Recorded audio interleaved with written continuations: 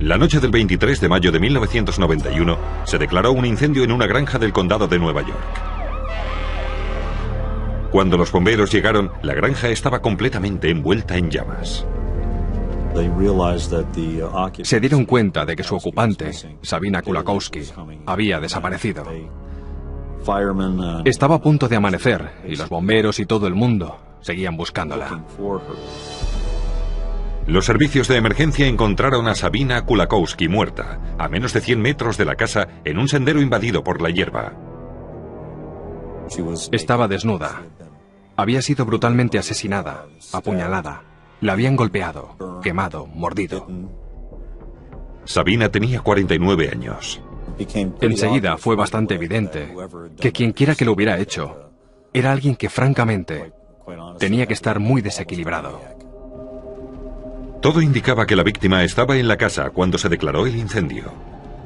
Sabina tuvo que haber estado todavía viva en el edificio cuando ya se había declarado el incendio porque se encontraron restos de humo en sus pulmones. Entre la granja y el cadáver de Sabina, la policía encontró una camiseta roja manchada con la sangre de la víctima. Los investigadores encontraron restos de acelerante en la casa que demostraban que se trataba de un incendio intencionado. Además, el asesinato de Sabina parecía ser sin duda un crimen pasional. Rabia. Mucha rabia. Pura rabia. Quizá motivada por un deseo de venganza. Sabina Kulakowski vivía sola en la granja. Su compañero, Ron Bench, había vivido allí con ella hasta que rompieron un mes antes del incendio. Todo el mundo coincidía en que fue una ruptura amistosa y que seguían siendo amigos. Siguieron relacionándose, pero ya no como novios ni amantes. Ron Bench tenía una coartada para la noche del incendio. Estaba en Over, Nueva York, a 1 hora de camino en coche, y sus amigos lo corroboraron. Pero además la policía tenía otro sospechoso. Sabina era asistente social en el estado de Nueva York. Sus superiores tenían problemas con un hombre que amenazaba con matar a todos los trabajadores de la oficina si no le daban la custodia de su hija. Estaba furioso con la Agencia de Protección a la Infancia porque habían colocado a su hija con una familia de acogida y él no lo quería. Quiero que me la devuelvan. Yo he cumplido todos los requisitos. Me he plegado al sistema. He pagado a abogados. Pero creo que si vuelvo a echarle mano a una pistola, joder, entonces veréis de lo que soy capaz. Si un loco viene aquí y empieza a cargarse a todos los asistentes sociales solo porque sí, y después se pega un tiro, entonces no podréis meter a un muerto en la cárcel, ¿verdad? Roy Brown pasó 6 meses en la cárcel por haber hecho estas amenazas y salió en libertad 6 días antes del asesinato de Sabina. Su coartada era que había estado con su novia toda la noche. Dio su nombre y dijo dónde habían estado. Al comprobarlo, la policía descubrió que su novia había estado precisamente en la cárcel aquella noche. De manera que, obviamente, estaba mintiendo sobre sus movimientos a la hora del crimen. Brown negó tener nada que ver con todo aquello, pero fue detenido por un incendio provocado y un asesinato. Me llamaron el día antes. Dijeron, vamos a venir a detenerte. Y yo dije, anda ya, no lo diréis en serio. Y sí, vinieron a detenerme. A las 10 de la mañana vendremos a buscarte por un asesinato. Y tuve que esperarles sentado en el porche, porque llegaron 15 minutos tarde.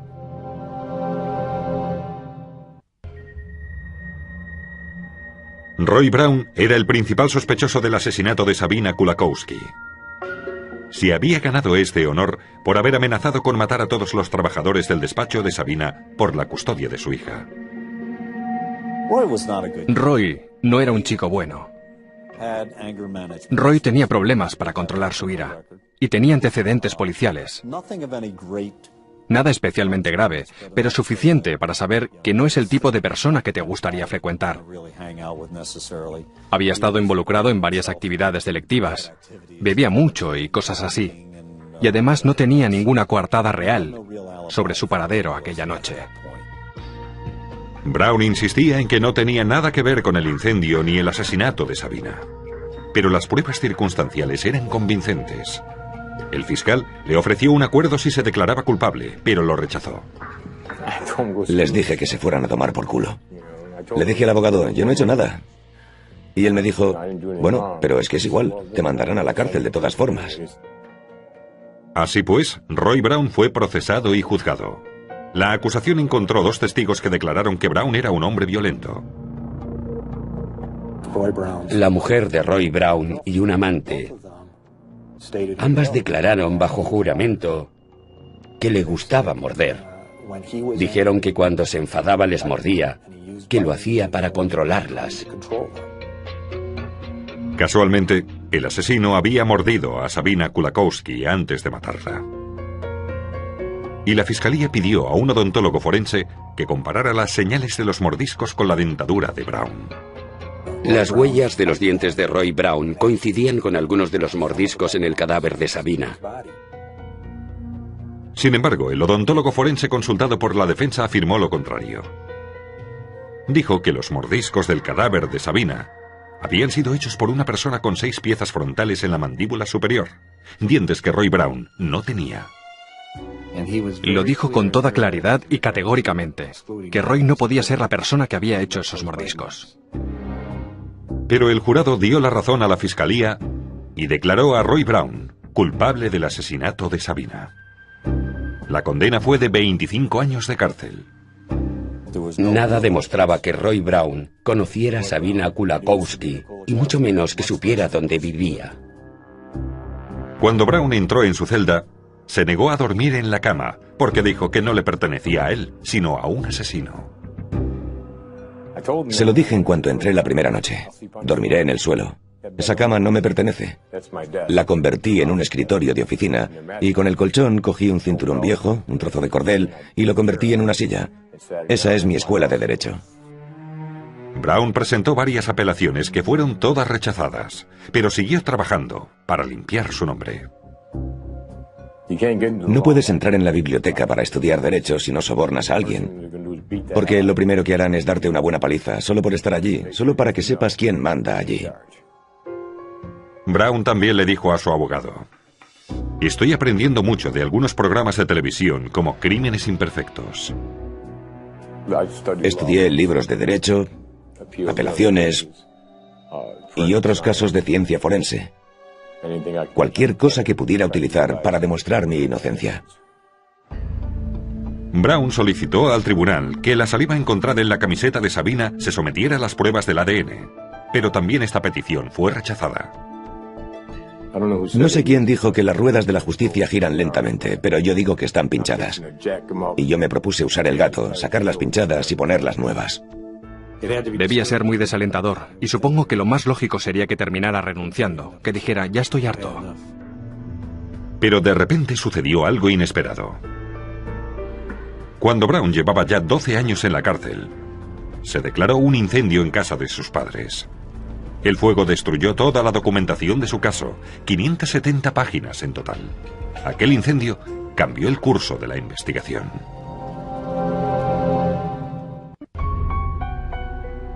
Doce años después de haber sido condenado por asesinato, Roy Brown se enteró de que un incendio en casa de sus padres había destruido las copias de su expediente. 570 páginas en total.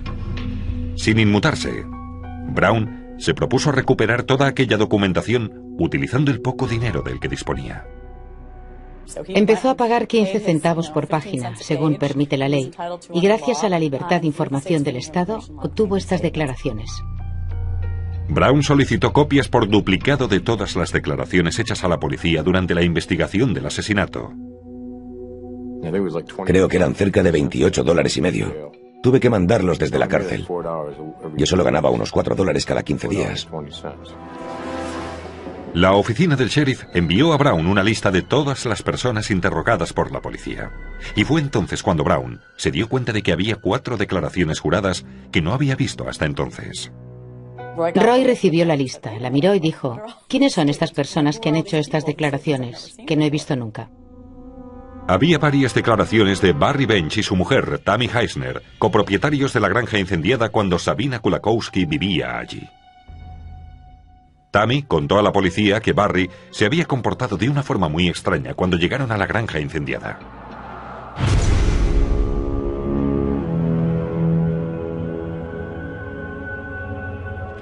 ¿Por qué nos paramos aquí? Mira por ahí, a ver si encuentras alguna prueba. ¿Cómo qué? Pues no lo sé, tú mira.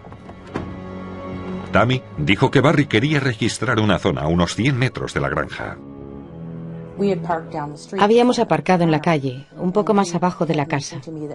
Y él me dijo que quizá deberíamos volver a bajar hasta el coche y empezar a andar a ambos lados de la calle, buscando alguna prueba, solo para ver si había algo raro o alguna cosa así.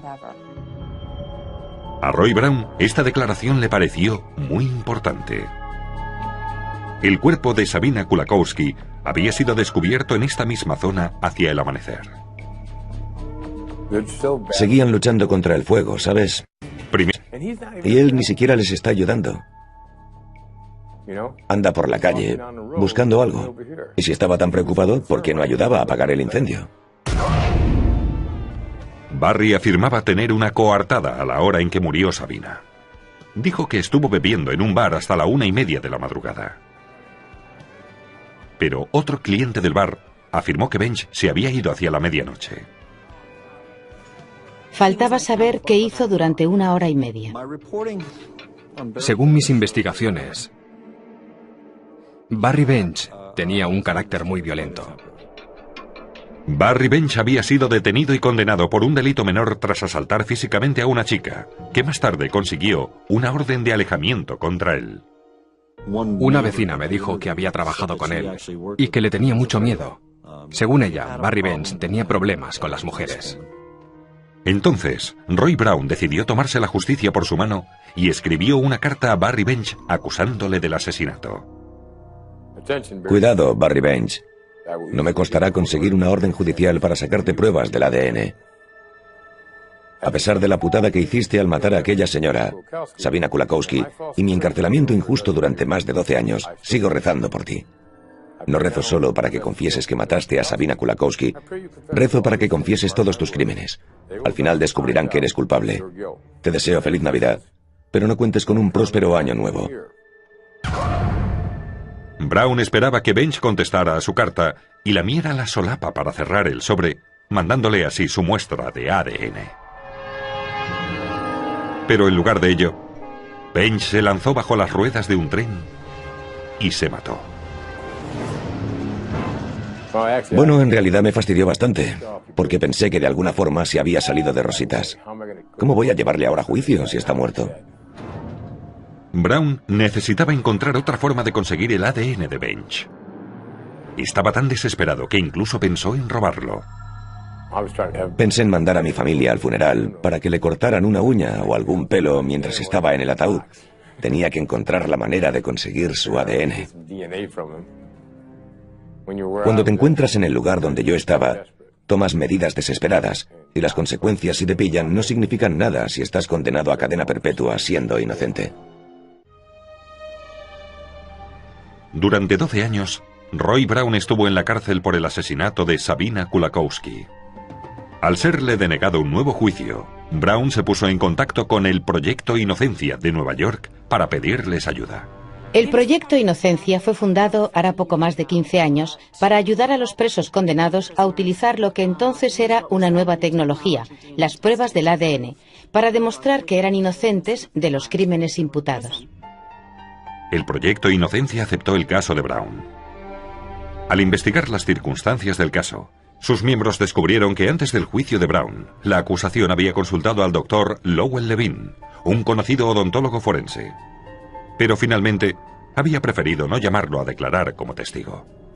Por primera vez salían a la luz estos documentos que demostraban que el propio experto del Estado, el doctor Lowell Levine, había llegado a importantes conclusiones que ponían seriamente en duda la culpabilidad de Roy, incluso antes de que se iniciara el juicio.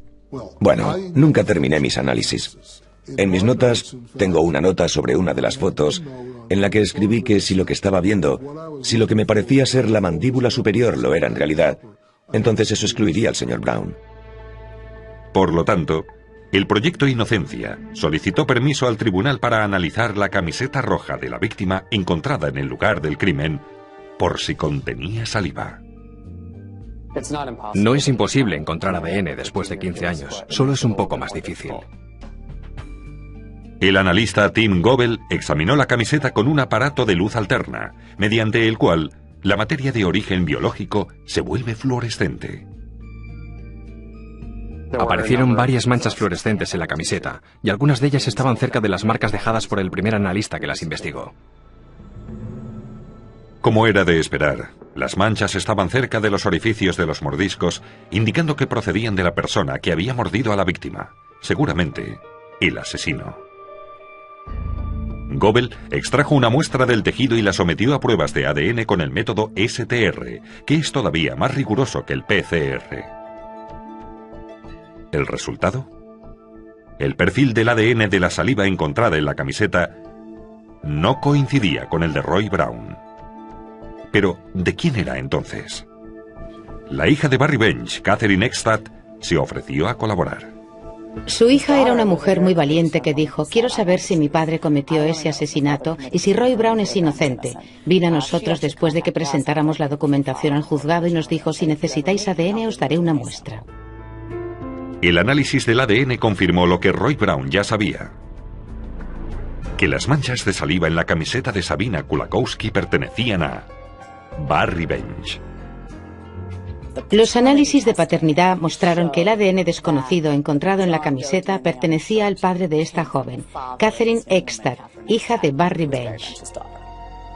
Increíblemente, cuando estas nuevas pruebas se presentaron ante el tribunal, el juez se negó a iniciar un nuevo juicio, diciendo que no tenía ninguna prueba de que Barry Bench fuera el padre biológico de Catherine. Cualquiera pensaría que al día siguiente estaría en su casa. Así es la gente con la que me las tengo que ver. Al final, el estado de Nueva York cedió ante las crecientes presiones y exhumó el cadáver de Barry Bench para sacar una muestra de ADN. Encajaba, sin lugar a dudas, con el de la saliva en la camiseta de Sabina Kulakowski. Y Roy Brown fue finalmente excarcelado, el día en que se cumplían exactamente 15 años desde su condena.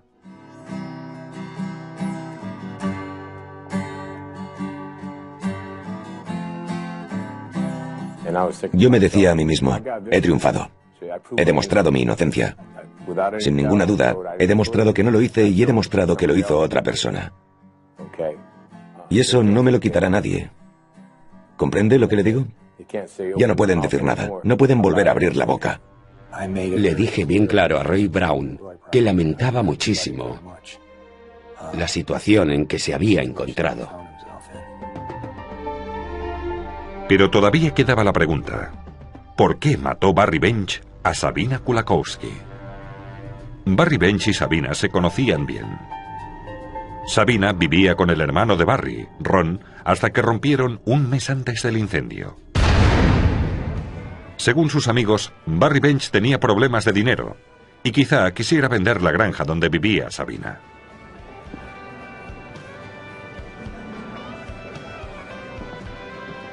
Nadie sabe qué sucedió aquella noche. Pero las pruebas forenses demuestran que Barry se dirigió a la granja para hablar con Sabina.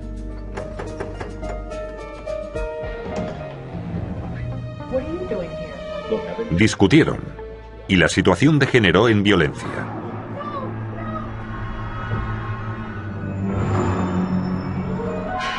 Se supone que entonces Barry pegó fuego a la casa y estaba a punto de marcharse cuando se dio cuenta de que Sabina no estaba muerta.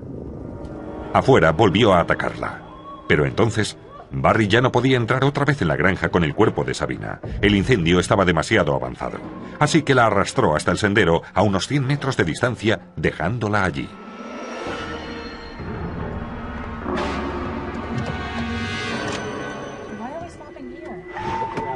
Eso explica por qué Barry inspeccionaba con tanto interés aquella zona tras la llegada de los bomberos. Quería asegurarse de que estaba muerta. No he visto nunca un caso en el que el cliente resuelva su propio caso desde la cárcel, sin otras herramientas que un lápiz y un papel. Realmente fue él quien se encargó del trabajo más duro. Casi siempre las pruebas del ADN sirven para condenar a los acusados. pero también pueden exonerarles. Y creo que el caso de Roy Brown sirve de ejemplo para demostrar que la Fiscalía y la policía deben trabajar de forma más eficaz y exhaustiva. No pueden centrarse simplemente en una persona y ya está. Me encerraron. Me hicieron convertir mi celda en una oficina, mi cama en un escritorio y un colchón en una silla. Y utilicé los libros de derecho en lugar de armas. Utzel, ¿verdad? Roy Brown pasó 6 meses en la cárcel por haber hecho estas amenazas y salió en libertad 6 días antes del asesinato de Sabina. Su coartada era que había estado con su novia toda la noche. Dio su nombre y dijo dónde habían estado. Al comprobarlo, la policía descubrió que su novia había estado precisamente en la cárcel aquella noche. De manera que, obviamente, estaba mintiendo sobre sus movimientos a la hora del crimen. Brown negó tener nada que ver con todo aquello, pero fue detenido por un incendio provocado y un asesinato. Me llamaron el día antes. Dijeron, vamos a venir a detenerte. La noche del 23 de mayo de 1991 se declaró un incendio en una granja del condado de Nueva York. Cuando los bomberos llegaron, la granja estaba completamente envuelta en llamas. Se dieron cuenta de que su ocupante, Sabina Kulakowski, había desaparecido. Estaba a punto de amanecer y los bomberos y todo el mundo seguían buscándola. Los servicios de emergencia encontraron a Sabina Kulakowski muerta, a menos de 100 metros de la casa, en un sendero invadido por la hierba. Estaba desnuda. Había sido brutalmente asesinada, apuñalada. La habían golpeado, Quemaron. Pero además la policía tenía otro sospechoso. Sabina era asistente social en el estado de Nueva York. Sus superiores tenían problemas con un hombre que amenazaba con matar a todos los trabajadores de la oficina si no le daban la custodia de su hija. Estaba furioso con la Agencia de Protección a la Infancia porque habían colocado a su hija con una familia de acogida y él no lo quería. Quiero que me la devuelvan. Yo he cumplido todos los requisitos. Me he plegado al sistema. He pagado abogados. Pero creo que si vuelvo a echarle mano a una pistola, joder, entonces veréis de lo que soy capaz. Si un loco viene aquí y empieza a cargarse a todos los asistentes sociales solo porque sí, y después se pega un tiro, entonces no podréis meter a un muerto en la cárcel. El asesinato de Sabina parecía ser sin duda un crimen pasional. Rabia. Mucha rabia. Pura rabia. Quizá motivada por un deseo de venganza. Sabina Kulakowski vivía sola en la granja. Su compañero, Ron Bench, había vivido allí con ella hasta que rompieron un mes antes del incendio. Todo el mundo coincidía en que fue una ruptura amistosa y que seguían siendo amigos. Siguieron relacionándose, pero ya no como novios ni amantes. Ron Bench tenía una coartada para la noche del incendio. Estaba en Over, Nueva York, a 1 hora de camino en coche, y sus amigos lo corroboraron. mordido. Sabina tenía 49 años. Enseguida fue bastante evidente que quien quiera que lo hubiera hecho era alguien que francamente tenía que estar muy desequilibrado. Todo indicaba que la víctima estaba en la casa cuando se declaró el incendio. Sabina tuvo que haber estado todavía viva en el edificio cuando ya se había declarado el incendio porque se encontraron restos de humo en sus pulmones. Entre la granja y el cadáver de Sabina, la policía encontró una camiseta roja manchada con la sangre de la víctima. Los investigadores encontraron restos de acelerante en la casa que demostraban que se trataba de un incendio intencionado. Además,